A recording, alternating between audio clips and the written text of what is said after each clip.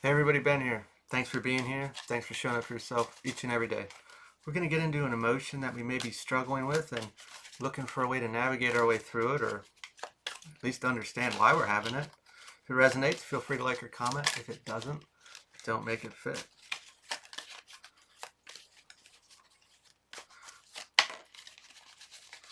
All right, this is, well, kind of every day they're all kind of connecting, but we got embarrassed.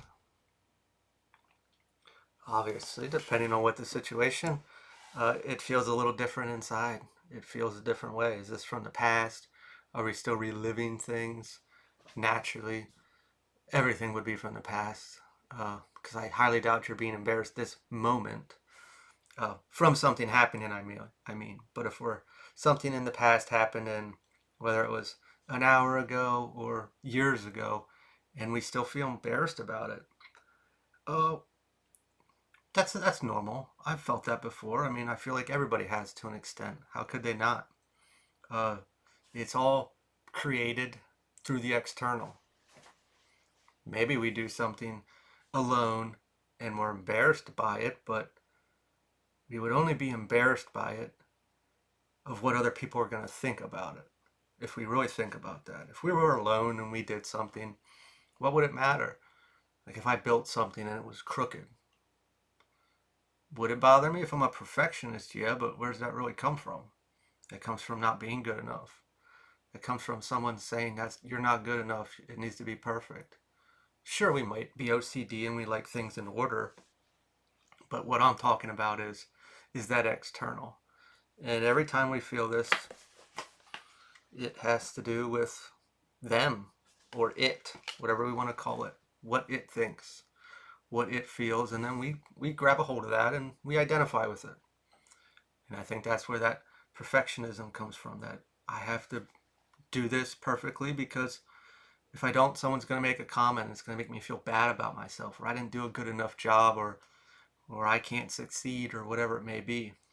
We can go back to just the normal idea of being embarrassed that I did something and I made a fool of myself. I'm sure I can laugh it off like it's no big deal, but that's just me rejecting how I really feel. How can I cover this up?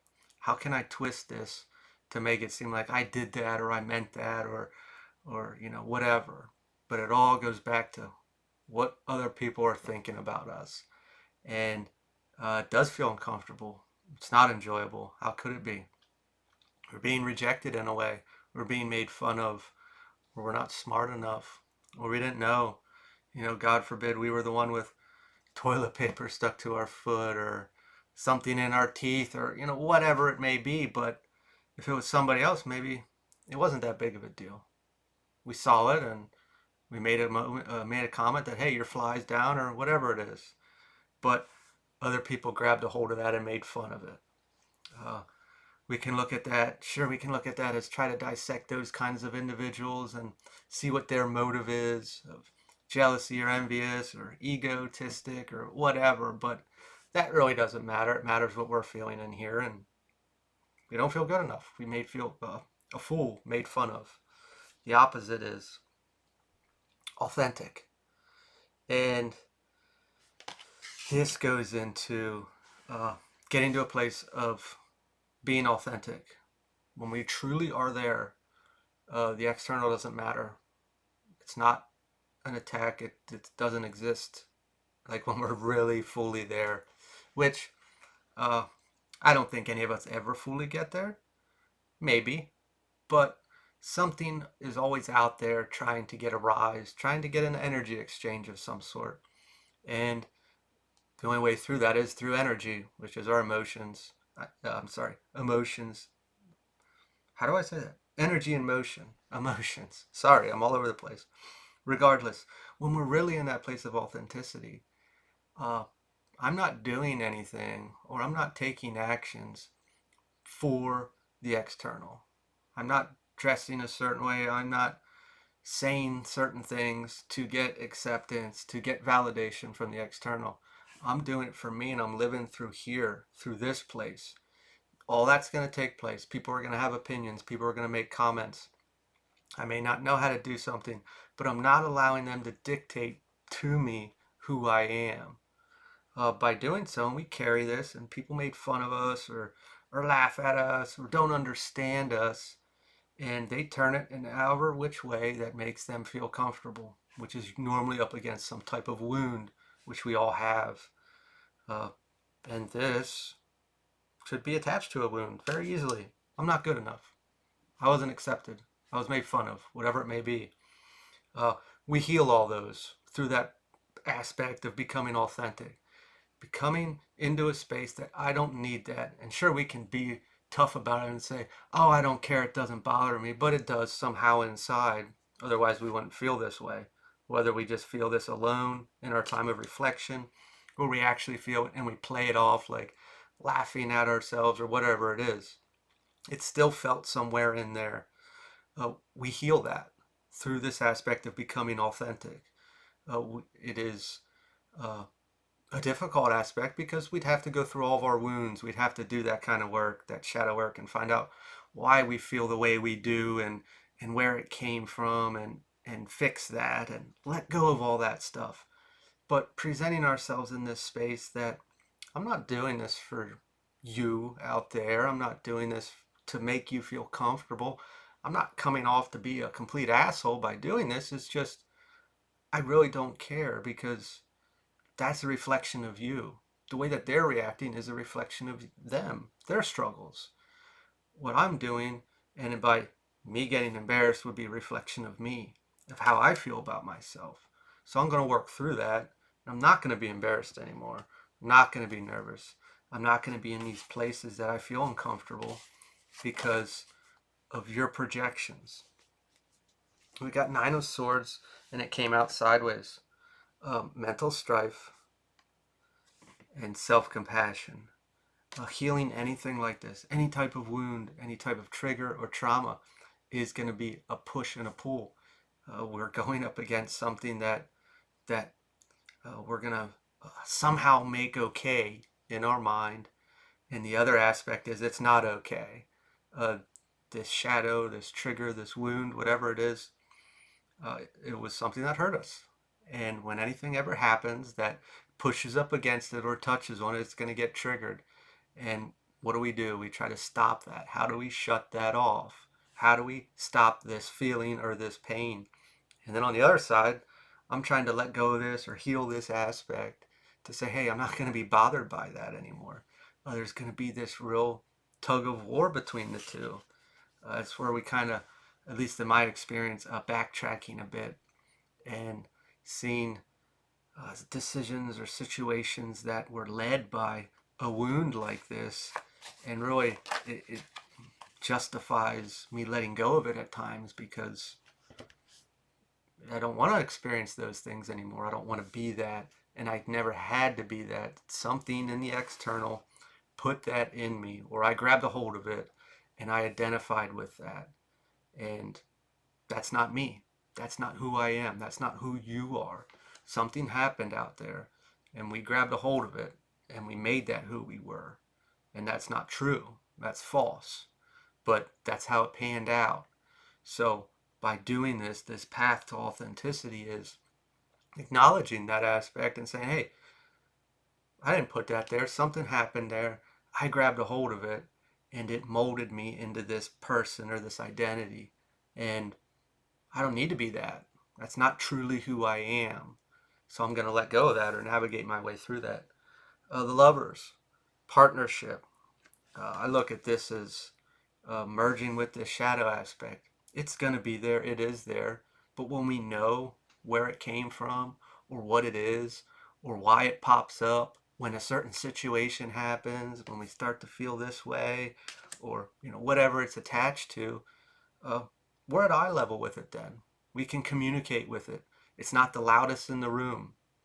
If we really look at a lot of different aspects in people in general, everyone, through most of their life or at times, that, I should say, time frames in life, that aspect is the guiding force. That's who's in charge. It's huge.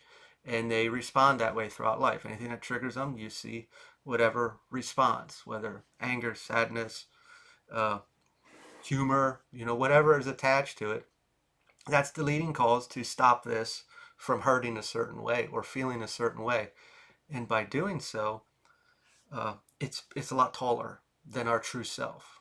And when we start to see it and acknowledge it, and something pops up or a situation triggers us, and we start to know it, we get to see it at eye level. We get to make decisions then. It's not the loudest in the room anymore. It's not the bully. It's not the tall, tough guy anymore in our experience. Our true self and it is at eye level. And we can see it and say, we don't need to do this anymore. We really don't. And it's not going to like that because it wants to stay alive. But at least we can see it at eye level and we can make decisions from our true self versus allowing it to lead the way all the time. Which, again, there's nothing wrong with it. It's a part of us that we started to identify with.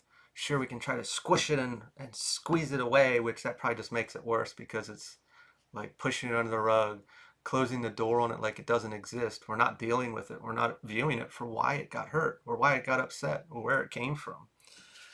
We got the death card reversed, fear of change. This goes back to this push and pull.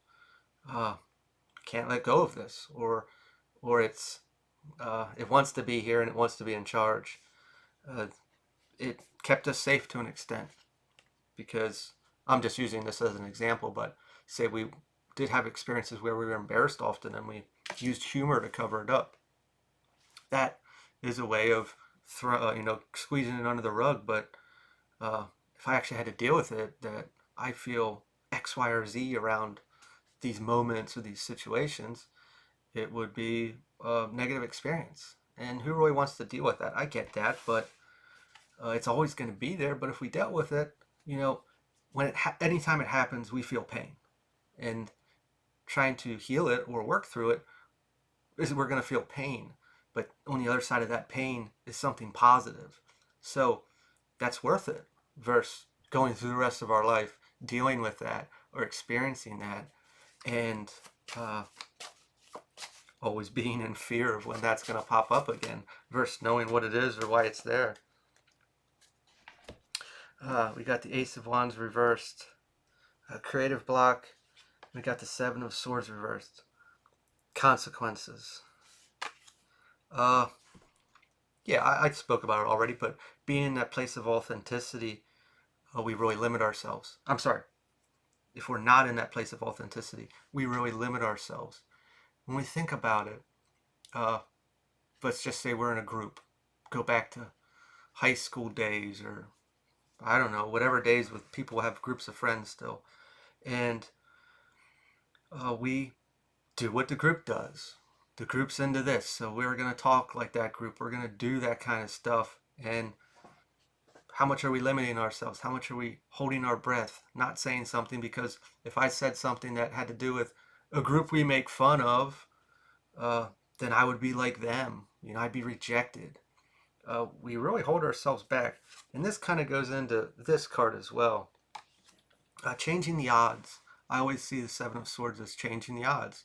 That guy's stealing the swords from another, an enemy, if we will, to better their odds of winning at times. So when we do that, we're changing the odds to make ourselves appear a certain way. Go back to that group of friends. When I don't say what's true to me or how I feel, that maybe, hey, I'm interested in what that other group does, I'm giving away a part of me. I'm changing the odds to be accepted. I'm not being authentic at all. Same thing, if I'm afraid to do something, I'm going to be embarrassed. Like, say I don't know, that group of friends there's a rope that we grab a hold of and swing into a thing of water, but I'm afraid of looking funny or making a fool of myself, so I don't do it. But I really wanted to. A lot of these things come in on this idea of what the external is going to think of me. What are they going to think of me? What are they going to laugh at? What are they going to say? When we really walk into this place, we're not worried about that anymore. We're not doing it for them. We're not doing anything for them. We're doing it for ourselves. And it's not a selfish way. It's like, I'm not allowing you to dictate who I am or who I want to be or what I experience or what I feel.